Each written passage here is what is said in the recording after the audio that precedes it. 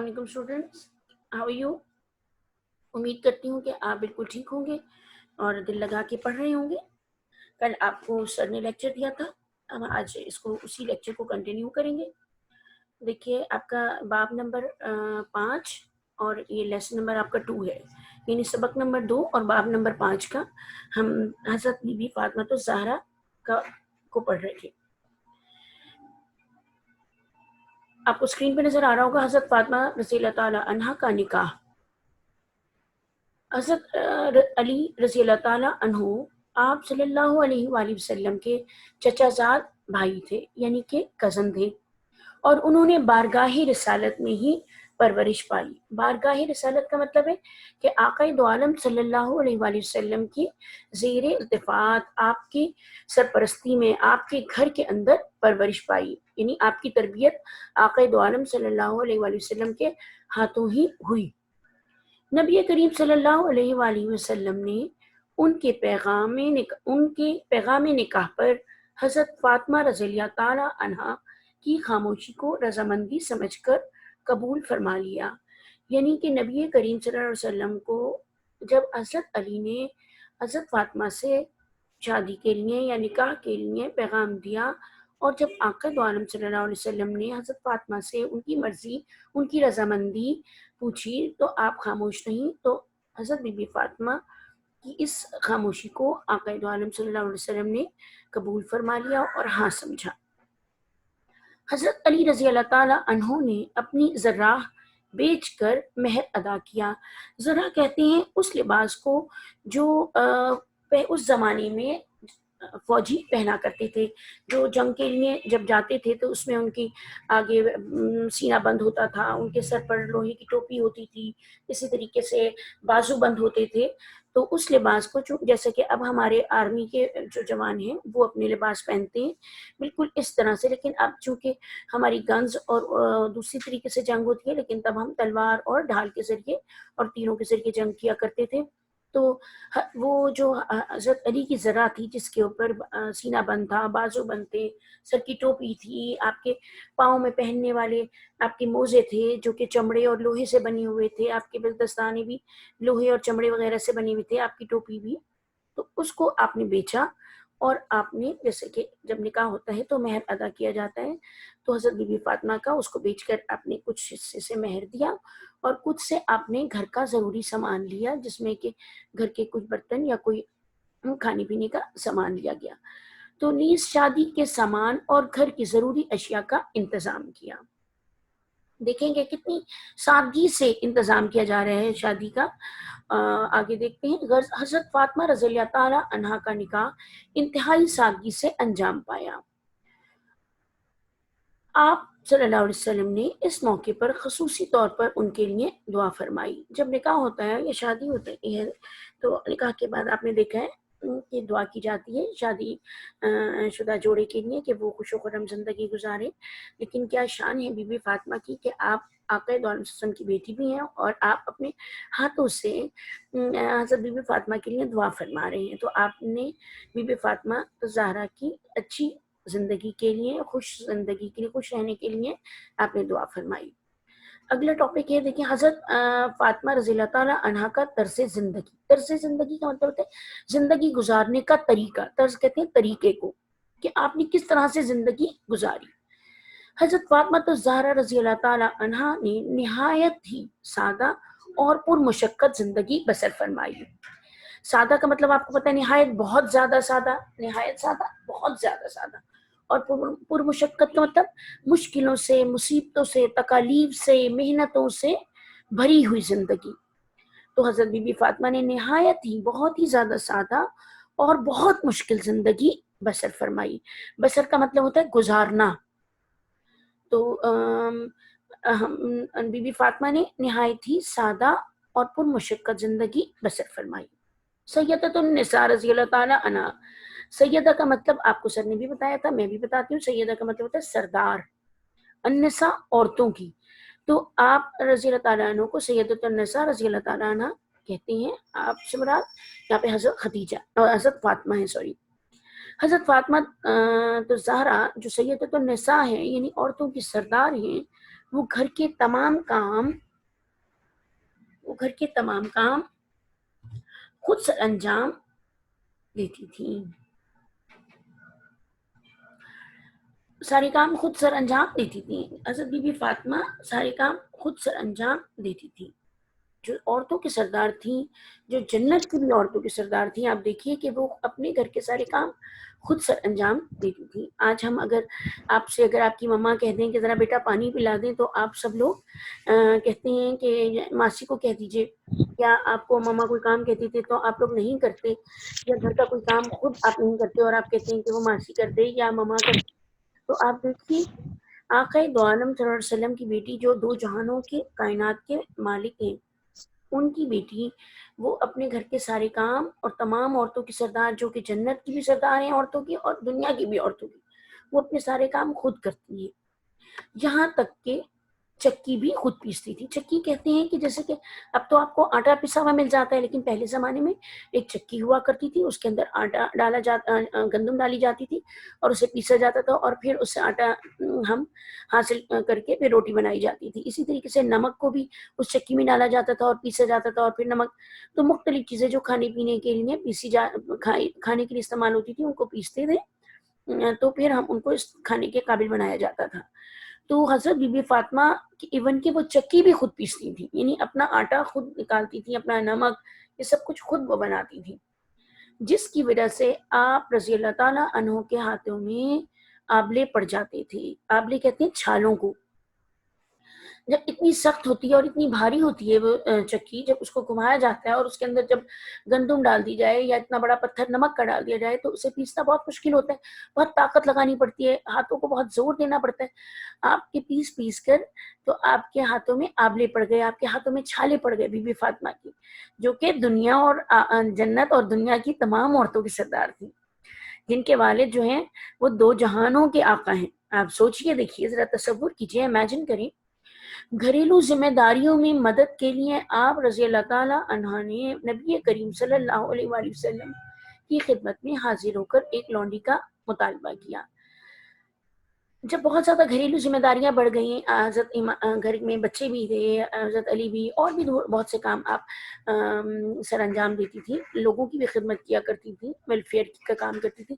جب بہت سی ذمہ داریاں بڑھ گئیں اور بہت زیادہ کام ہو گئے، تو آپ رضی اللہ تعالیٰ عنہ اپنے کے ہاتھ بھی زخمی ہو گئے، تو آپ نبی کریم صلی اللہ علیہ وسلم کی خدمت میں حاضر ہوئیں اور آپ نے فرمایا کہ مجھے ایک لونڈی عطا کی جائے۔ لونڈی سے مراد یعنی کہ غلام یا نوکرانی آپ کہہ دیجئے، عطا کر دی جائے، جو کہ میرے ساتھ کام میں ہاتھ بٹا دیا کرے۔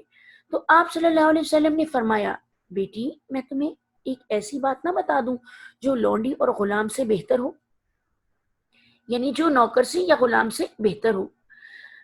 آپ بولی، میرے پیارے ابا جان، فرمائیے وہ کیا بات ہے؟ آپ صلی اللہ علیہ وسلم نے انہیں نصیحت فرمائی کہ جب رات کو آرام کرنے لگو تو 33 بار سبحان اللہ، 33 بار الحمدللہ اور 34 بار اللہ اکبر پڑھ لیا کرو، یعنی سوتے وقت یہ تسبیح پڑھ لیا کرو، کیونکہ یہ لونڈی یا غلام سے بہتر ہے۔ حضرت بی بی فاطمہ نے اصرار کرنے کی بجائے انتہائی سعادت مندی سے فرمایا۔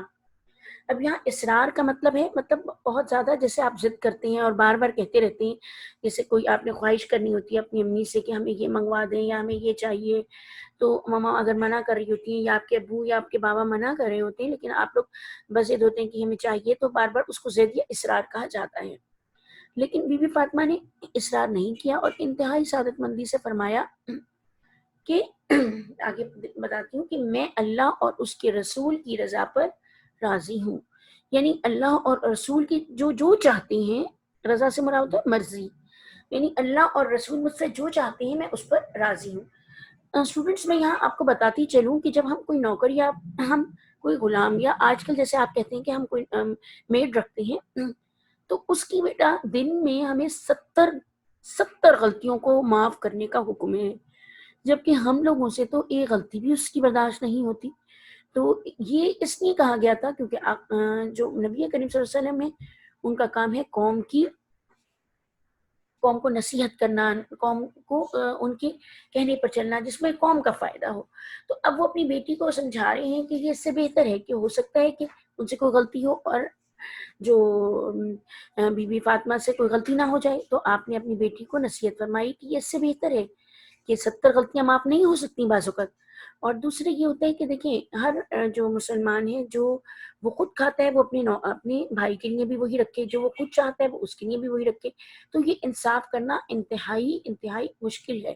اسی لیے اللہ اور اس کے رسول نے بی بی فاطمہ الزہرا کو یہ فرمایا کہ یہ تسبیح اس سے بہتر ہے کہ آپ نوکر یا میڈ یا غلام یا لونڈی رکھ لیں۔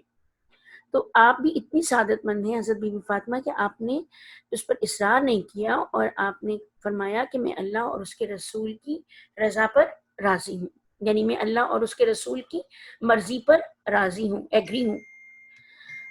اب یہ تسبیح کے یہ کلمات جو ہیں، یعنی 33 بار سبحان اللہ، 33 بار الحمدللہ اور 34 بار اللہ اکبر پڑھنا، ان کو ہم تسبیحات فاطمہ کے نام سے اس کو معروف کر دیا گیا ہے۔ ہم اس کو تسبیحات فاطمہ کے نام سے جانتے ہیں۔ جب بھی تسبیح فاطمہ کا ذکر آتا ہے تو ہمیں پتہ چل جاتا ہے کہ 33 بار سبحان اللہ، 33 بار الحمدللہ اور 34 بار اللہ اکبر ہم نے پڑھنا ہے رات کو۔ تو تسبیح کے یہ کلمات تسبیحات فاطمہ کے نام سے معروف ہیں۔ معروف کا مطلب ہے جانے جاتے ہیں، پہچانے جاتے ہیں، مشہور ہیں، یہ مطلب ہوتا ہے۔ اپنی محبوب ترین بیٹی کے لیے بھی نبی کریم صلی اللہ علیہ وآلہ وسلم نے مال و دولت یا آسائشات کو پسند نہیں فرمایا۔ محبوب کا مطلب ہوتا ہے بہت پیاری۔ محبوب کا مطلب وہ نہیں ہوتا جو کہ ہم فلموں میں اور اس میں دیکھتے ہیں۔ محبوب کا اصل مطلب ہوتا ہے بہت ہی زیادہ، جو آپ کو پسند ہو، بہت ہی پیاری ہو، جس کا کوئی دکھ کوئی تکلیف آپ سے برداشت نہ ہو، بلکہ اس کے لیے آپ بہترین سے بہترین چاہتے ہو۔ تو ایک تو ہے محبوب اور ایک ہے محبوب ترین، یعنی یہ سپرلیٹو ڈگری یہاں لگائی گئی ہے۔ تو آقا دو عالم صلی اللہ علیہ وسلم کی اور بھی بیٹیاں تھیں، لیکن آقا دو عالم صلی اللہ علیہ وسلم کی سب سے محبوب یعنی سب سے سپر جو بیٹی تھی وہ حضرت بی بی فاطمہ الزہرا ہے۔ تو اپنی محبوب ترین بیٹی کے لیے بھی نبی کریم صلی اللہ علیہ وسلم نے مال و دولت، یعنی کہ یہ جو آپ ہمارا دولت ہے اس کی مال و دولت سے مراد دولت یا آسائشات۔ آسائشات ہے، یہ آسائش سے نکلا ہے، اس کی جمع ہے آسائشات۔ اس کا مطلب تعیشات بھی کہہ سکتے ہیں، اس کو ہم وہ فیسلٹی کہتے ہیں جو کہ ہماری ضرورت سے زیادہ ہوتی ہے، جو ہمیں ہماری زیادہ کمفرٹ پہنچانے کے لیے ہوتی ہے۔ جیسے کہ ہمیں پیٹ بھرنے کے لیے ایک گلاس پانی اور ایک روٹی سے ہم کھائیں، روٹی سے ہم پانی پئیں روٹی کے ساتھ، تو ہمارا پیٹ بھر جائے گا۔ لیکن ہماری تعیشات کیا ہوں گی کہ اگر ہمارے ساتھ رائس بھی ہو، جی دہی بھی ہو، چٹنی بھی ہو، سلاد بھی ہو، اور جی ساتھ ہمارے کوئی روسٹ بھی ہو، تو یہ سب چیزیں، ایک میں آپ کو اگزامپل دے رہی ہوں، یہ آسائشات میں آ جائے گا۔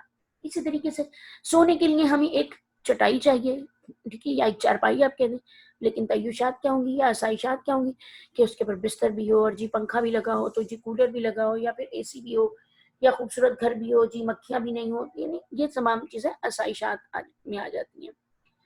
تو ویسے تو نیند کے لیے آپ کو بس ایک چارپائی مل جائے تو آپ سو جائیں گے، کہتے ہیں کہ نیند تو سولی پہ بھی آ جاتی ہے باہر۔ تو اپنی محبوب ترین بیٹی کے لیے نبی کریم صلی اللہ علیہ وسلم نے مال و دولت یا آسائشات کو پسند نہیں فرمایا۔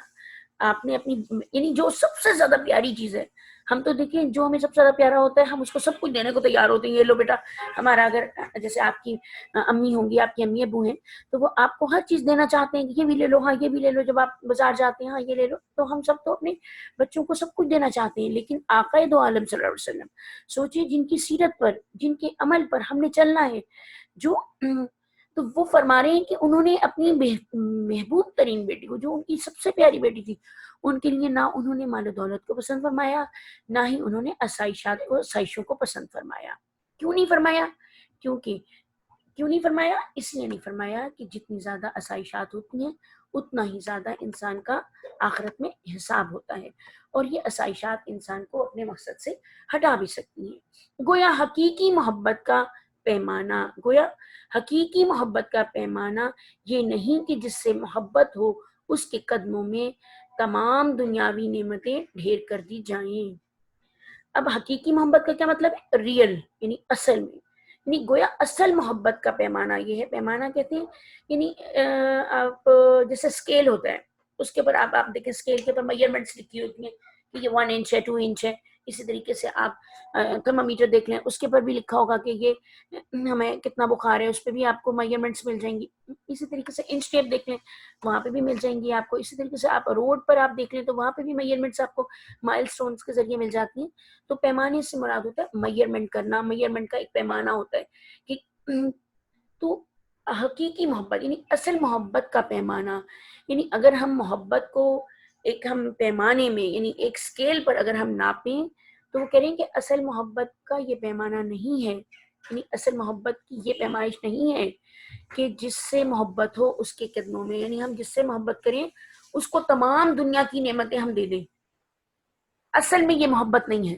یعنی جس کے قدموں میں، جس کو ہم ماں باپ اپنی اولاد کو، اولاد اپنے ماں باپ کے لیے، یا وہ جس سے اور محبت کریں، تو کہنے کا مطلب ہے تو اصل محبت کا تقاضا یہ نہیں ہے کہ ہم اسے دنیا کی جتنی بھی نعمتیں ہیں، جتنے مال و دولت ہیں، وہ سب ہم اس کو کہیں کہ ہاں یہ تمہاری ہے، یہ لو، یہ بھی تمہاری ہے، یہ بھی تمہاری ہے. اس جو ہم نے پیراگراف پڑھا ہے، اس سبق کو پڑھا ہے، اس سے ہمیں یہ پتہ چل جاتا ہے کہ جو اصل محبت ہے وہ اس بات کی ہمیں منافی ہے، اس بات کو ہمیں بتاتی ہے کہ تمام دنیا کی چیزیں ہمیں اپنے سب سے زیادہ پیارے بندے کو کے سامنے ڈھیر نہیں کرنی چاہیے، بلکہ محبت کا تقاضا یہ ہے کہ محبوب ہستی یعنی سب سے زیادہ پیاری ہستی سے مراد پرسن، یعنی جو ہمیں سب سے زیادہ پیارا ہے، کی آخرت سنوارنے کے لیے حد المقدور کوشش کی جائے. حد المقدور کا مطلب ہوتا ہے جہاں تک ممکن ہو سکے. تو اصل محبت وہ کہہ رہے ہیں کہ محبت کا تو تقاضا یہ ہے، یعنی محبت تو یہ ہے کہ جو ہمیں سب سے زیادہ پیارا ہو، ہمیں یہ ممکن کوشش کرنی چاہیے جہاں تک ہو سکے کہ اس کی آخرت سنور جائے. یہاں میں آپ کو ایک ایگزامپل دوں گی. دیکھیں ایک شخص ہے، وہ دبئی رہتا ہے، تو وہ وہاں پہ ایک ایسے فلیٹ میں رہتا ہے جس کے اندر وہ ایک ہی کمرے میں ہے اور 15 لڑکے رہتے ہیں، اور وہ بیڈز جو ہیں وہ لگے ہوئے، وہ اس سے وہ اچھا خاصا کماتا ہے. تو اس سے وہ کہتے ہیں بھائی تم یہاں کچھ اچھا سے لے لو، کوئی الگ اپارٹمنٹ لے لو، کوئی فلیٹ لے لو. تو وہ کہتا نہیں یہاں میں کیوں خرچ کروں، مجھے تو یہاں نہیں خرچ کرنا، یہ میرا اصل گھر تھوڑی ہے، میں تو پاکستان میں بناؤں گا، میرا تو اصل گھر وہ ہے، میں تو وہاں بناؤں گا. تو اصل میں ہمارا اصل گھر جو ہے وہ آخرت ہے، جو ہمیں جنت میں ملنا ہے. تو ہم میں وہ تمام کام کرنے چاہیے جس سے کہ ہمارے آخرت میں اچھا گھر بنے، آخرت ہماری سنورے. ہم اپنے جو دنیا کے لیے اگر ہم دنیا کے ساز و سامان کو اکٹھا کر لیتے ہیں، دنیا کی تعیشات میں پڑ جاتے ہیں، دنیا کی نعمتوں کا بے حد استعمال کرتے ہیں، تو میں آپ کو اسٹوڈنٹس بتاؤں کہ اس کا ہمیں حساب بھی اتنا ہی ہوگا. ہم اکثر بہت خوش ہوتے ہیں کہ ہمارے پاس بہت دولت ہے، ہمارے پاس بہت پیسہ ہے، اور ہم یہ بھی کمفرٹ ہے، ہمارے پاس یہ بھی کمفرٹ ہے، ہمارے پاس یہ بھی چیز ہے، اور ہم بڑے خوش ہوتے ہیں اس وقت ان چیزوں کو دیکھ کر. بے شک یہ خوشی کی چیزیں ہیں، یہ بھی اللہ کی نعمت ہے جس کو کہ وہ اللہ تعالیٰ دولت عطا کرتا ہے. لیکن میں آپ کو یہ بتانا چاہ رہی ہوں کہ اس نعمت کا حساب بھی اتنا ہی ہوگا. جو جس کے پاس جو جتنا بھرا ہوا ہوگا، جس کے پاس جتنی زیادہ نعمتیں ہوں گی اور اس نے استعمال کیا ہوگا، ان کا حساب بھی اتنا ہی زیادہ ہوگا.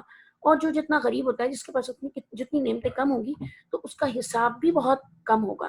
تو وہ پل صراط سے آسانی سے گزر جائے گا، کیونکہ جب ہمیں نعمتیں دی جاتی ہیں نا تو اس کا حساب بھی ہوتا ہے. پوچھا جائے گا اللہ تعالیٰ آپ کو میں نے نعمتیں دی، نعمت دی، آنکھیں دی، تو اس کا کیا حساب، کیسے دیکھا، کیسے استعمال کیا، میں نے دماغ دیا اس کو کیسے استعمال کیا، آپ نے اچھے کاموں میں استعمال کیا، برے کاموں میں استعمال کیا. اسی طریقے سے ہمیں دولت دی گئی تو ہمیں اللہ تعالیٰ پوچھے گا کہ اس دولت کو تم نے کیا کیا، تم نے جمع کرتے رہے، تم نے غریبوں کو نہیں دیا، تم نے کسی اچھے کام میں نہیں لگایا، تم نے صدقہ نہیں کیا. تو یہ تمام یا صرف تم اپنے پر ہی خرچ کرتے رہے، تو ان تمام چیزوں کا حساب ہوگا. تو اسی لیے آقا دو عالم جو میں آپ کو پوائنٹ بتا رہی ہوں، اسی لیے میرے آقا نے اپنی بیٹی، پیاری بیٹی کے لیے دنیا کی نہ دولت مانگی، نہ ہی کوئی عشائشات مانگی، اور نہ ہی ان کو پسند فرمایا کہ اگر آقا دو عالم دعا فرماتے تو کیا مجھے بتائیے کہ کیا چیز بی بی فاطمہ کے آگے ڈھیر نہ ہو جاتی. جو آقا دو عالم ہیں، جو دو جہانوں کے مالک ہیں، جن کے پاس پوری دنیا انہیں یعنی کائنات کی ہر نعمت انہیں عطا ہو سکتی ہے، لیکن آپ نے نہیں فرمایا کہ میری محبوب ترین بیٹی کے لیے جس تمام دولت اور عشائشات کو اکٹھا کیا جائے، اس وجہ سے تاکہ ان کا حساب نہ ہو اور آخرت میں ان کا سب سے خوبصورت گھر ہو اور سب سے اونچا مقام ہو. اور ہے ان کا سب سے اونچا مقام اور سب سے اونچا ان کا محل انہیں کا ہی ہے. تو اب یہ میں بات کہی تھی کہ بلکہ محبت کا تقاضا یہ ہے کہ محبوب ہستی کی آخرت سنوارنے کے لیے حد المقدور کوشش کی جائے. تو سب سے محبت کا کیا تقاضا ہے کہ ہمارا ان کو ساری نعمتیں دنیا کی نہیں دینی، بلکہ محبت کا تقاضا یہ ہے کہ اس کی آخرت سنور جائے. آپ عادات و اطوار اور حلیے میں اپنے محترم والد سے مشابہت رکھتی تھیں۔ عادات و اطوار کا مطلب جو آپ کی عادتیں ہیں وہ فاطمہ الزہرا کی رضی اللہ تعالیٰ عنہ کی جو عادات و اطوار تھیں وہ، اور حلیہ سے مراد ہوتا ہے کہ جیسے کہ وضاقتہ ہے آپ کا جیسے آپ لباس پہنتی تھیں، جیسے آپ کی شکل تھی، جیسے آپ کی آنکھیں تھیں، جیسے آپ کے چہرہ مبارک تھا، وہ تمام چیزیں جو آپ کے والد محترم یعنی آقا دو عالم صلی اللہ علیہ وآلہ وسلم، نبی کریم صلی اللہ علیہ وسلم سے مشابہت یعنی سملرٹی تھی آپ کی، بہت زیادہ آپ ملتی تھیں۔ مشابہت کا مطلب یہ ہوتا ہے جیسے بہت سے بچے اپنی والدہ یا اپنے والد سے بہت زیادہ ملتے ہیں، اسی طرح ہماری بی بی فاطمہ الزہرا رضی اللہ تعالیٰ عنہ اپنے والد محترم یعنی ہمارے آقا دو عالم صلی اللہ علیہ وآلہ وسلم سے بے حد مشابہت رکھتی تھیں، بہت زیادہ آپ کی شکل آقا دو عالم سے ملتی تھی۔ نیز بے حد سخی اور فیاض تھی۔ اب یہ دونوں جو ورڈز ہیں، سخی، بے حد سخی، مطلب سپرلیٹو ڈگری آ رہی ہے سخی کی، اور فیاض، دیکھیں یہ ہم معنی الفاظ ہیں۔ جب ہم سخی کا جب میننگ لکھتے ہیں تو فیاض لکھتے ہیں۔ آپ سب کو پتہ ہے سخی کا مطلب ہوتا ہے بڑے دل والا، بہت زیادہ خیر خیرات اور لوگوں کی مدد کرنے والا، لوگوں کو پیسہ اور دولت دینے والا۔ تو آپ نہایت بے حد سخی تھی اور فیاض تھی۔ اب آپ کہیں گے کہ حضرت بی بی فاطمہ کو تو اللہ تعالیٰ نے اتنی دولت ہی نہیں عطا کی، کیونکہ آقا دو عالم تو پھر وہ کیسے سخی ہو گئی، کیسے دولت ان کو دی گئی ہوگی؟